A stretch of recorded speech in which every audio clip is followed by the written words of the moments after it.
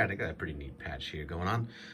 So I'm gonna hit play and then run over to my controller, press some buttons, and yeah, then you'll see what's going on.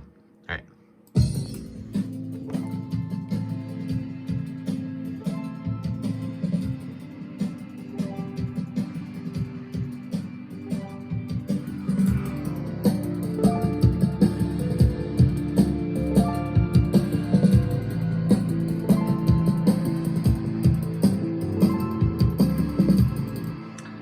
Okay, so what's going on?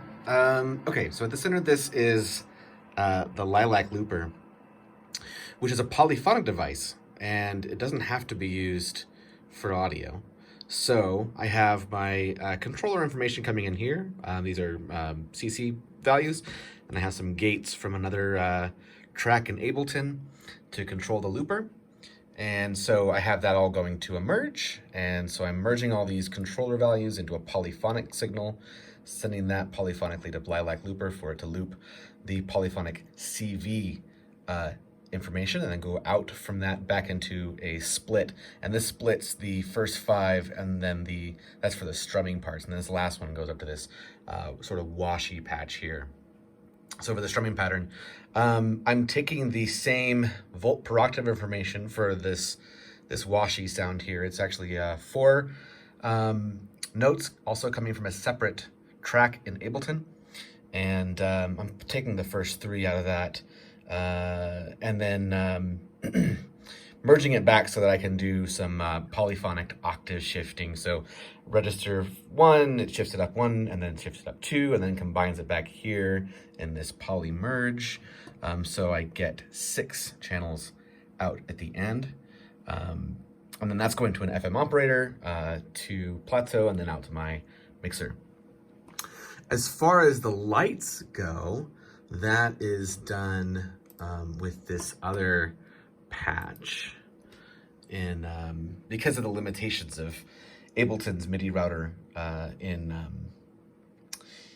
for VCV, I had to kind of make a new patch. So this is kind of like echoing the same thing, right? It takes the those controller signals, the gate signals for control, and then you know, loops it back polyphonically and sends it, in this case, out to the controller itself, and using some fancy routing to accomplish that. As far as that routing goes, I have 4 channels in this launch control phrase looper. The first channel takes the MIDI information from the launch control on channel 3, which is what this controller happens to be mapped to, and then sends it to VCV.